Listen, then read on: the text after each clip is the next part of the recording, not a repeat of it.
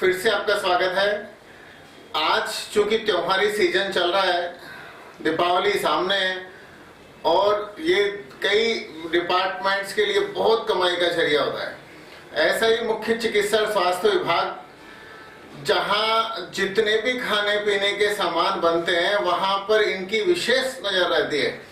और आपने देखा होगा कि ये शुद्ध के लिए युद्ध अभियान जैसा चीज त्योहार के पास में ही ले जाके और चालू करते हैं। अब ऐसे के अंदर हर खाद्य विक्रेता, चाहे वो दाल बनाता है, घी, तेल या कोई भी एग्रीकल्चर प्रोडक्ट भी बेचता है, वहां भी इनकी नकेल वहां कसी जाती है और इनकी मंथली चालू हो जाती है। ये भी हाल ही के अंदर अखबारों में जब ये डिटेल छपी कि जितने भी मिलावटी सामान पकड़े गए उसमें से 2000 केस को तो कोर्ट में ही नहीं ले जाया गया। मतलब अगर आप ये समझ लीजिए कि किसी का सैंपल या तो पास होता है या फेल होता है। मेरे दर्शक, चूंकि अगर कोई भी नया है तो मैं बता दूं कि जब भी किसी फूड आइटम का सैंपल लेते हैं फूड सेफ्टी ऑफिसर, तो या तो उसके अंदर अपमिश्रित लिखते हैं या पास लिखते हैं या अनसेफ लिखते हैं। अनसेफ का मतलब हो गया कि यदि वो चीज कोई भी इंसान खाएगा तो उसके स्वास्थ्य के लिए बहुत बड़ा असर पड़ने वाला है। और इसी फूड सेफ्टी में लिखा हुआ है कि कुछ सामान खाने से अगर किसी की मौत हो जाए तो माल बनाने वाले को, खाद्य पदार्थ बनाने वाले को आजीवन कारावास की सजा हो सकती है। और कई मामले में ऐसा देखा गया है कि घी, तेल के अंदर या दालों के अंदर पॉलिश में कुछ केमिकल मिलाए जाते हैं तो उन चीजों से पेट में अल्सर तक हो जाता है और आखिरकार में आदमी को मरना ही होता है। इतना बड़ा इशू इंसानों की हेल्थ को लेके और उसका जिम्मा है फूड सेफ्टी ऑफिसरों के पास। अब वो फूड सेफ्टी ऑफिसर ये मामले कोर्ट में तब तक नहीं ले जाते कि उनके पास में एक विकल्प भी रहता है कि हम कहीं ना कहीं सेटिंग कर लें, क्योंकि इन अधिकारियों के पास में हर व्यापारी लगभग डरा डरा सा रहता है और अपने इनको मंथली या कुछ भी बांध बूंद के पैसे देके, गिफ्ट देके और इनसे छूटना चाहता है। और इसी के तहत इन लोगों ने 2000 के लगभग मामले कोर्ट में पेश नहीं किए, मतलब सैंपल फेल होने के बाद। तो एडिशनल चीफ सेक्रेटरी जो राजस्थान के हैं शुभ्रा सिंह जी, उन्होंने सीधे सीधे इन लोगों को स्पष्ट आदेश दिए, क्योंकि अखबार में जब ये खबर छपी, हमारे चैनल ने जब ये बताया, तो जब एसीएस के पास में मामला पहुंचा तो उन्होंने इनके स्पष्ट निर्देश दिए कि यदि आपके पास में कोई भी ऐसा मामला है तो सीधे कोर्ट में पेश करो, अपने पास रखने की आपको कोई आवश्यकता नहीं है। अब मैं आपको जयपुर के, नागौर के इस तरह के फूड इंस्पेक्टरों के नाम भी बताऊंगा। सही मायने में इनको हर महीने पूरे साल के अंदर सैंपल लेने का टारगेट दिया हुआ है, अदरवाइज ये आराम से सो भी सकते हैं। तो इन टारगेटों को कुछ लोग ही पूरा करते हैं, लेकिन कुछ लोग सैंपल लेने बाजार में जाते ही नहीं है। मतलब बाजार के अंदर धांधली चल रही है, मसालों के अंदर मिलावट हो रही है, दालों के ऊपर पॉलिश होके केमिकल चढ़ रहे हैं। और जिस तरह से कई बार मिलावट देखी गई मसालों के अंदर, मतलब घोड़े, गधे, इनके अपशिष्ट पदार्थ धनियों के अंदर मिला दिए जाते हैं। अब ऐसे में जनता क्या खा रही है, लेकिन फूड इंस्पेक्टर तो जाके या फूड सेफ्टी ऑफिसर तो जाके सैंपल ही नहीं ले रहे। तो जब सैंपल ही नहीं लेंगे तो आंकलन कैसे करेंगे?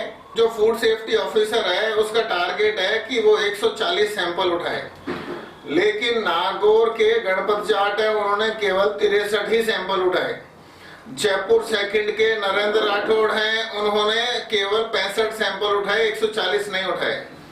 जयपुर सेकंड के ही दूसरे फूड इंस्पेक्टर हैं, food safety officer Nand Kishore, इन्होंने भी 65 ही सैंपल उठाए। धौलपुर के राजेंद्र सिंह हैं, उन्होंने 82 सैंपल उठाए।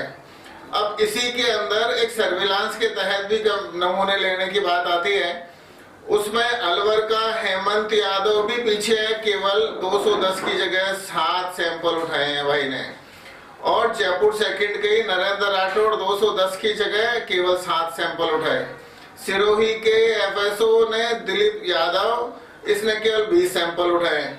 अलवर के रोशन लाल ने केवल 210 की जगह 20 ही सैंपल उठाए और पाली के आनंद कुमार ने भी केवल 21 ही सैंपल उठाए। ये जो मैंने आपको आंकड़ा दिया ये बहुत कम है, क्योंकि राजस्थान के अंदर लगभग हर जिले के अंदर जहां भी अब नए जिले बने वहां नए एफएसओ फूड सेफ्टी ऑफिसर नियुक्त होंगे, लेकिन ये इतने सारे हैं, एक तो डाटा जुटाना थोड़ा सा मुश्किल होता है, लेकिन केवल आपको नमूने बताए हैं कि आपके स्वास्थ्य के साथ खिलवाड़ कर कौन रहा है।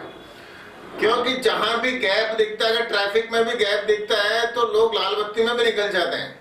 ऐसे ही मिलावटियों के जब सैंपल ही नहीं उठाए जाएंगे तो सीधे सीधे उनको और प्रोत्साहन मिलेगा कि भाई हमारे कोई सैंपल तो उठ नहीं रहे, और इन सब के पीछे कारण है फूड सेफ्टी ऑफिसर। एक और कोड में खास वाली बात बताता हूँ बाबा रामदेव की कंपनी की, मतलब शुद्ध घी बेचने वाले बाबा रामदेव का सैंपल जयपुर मालवीय नगर की एक प्राइवेट लेबोरेटरी में फेल हो गया, और जब वो सैंपल फेल हो गया तो उसका जो पेपर था वो सोशल मीडिया पे आ गया।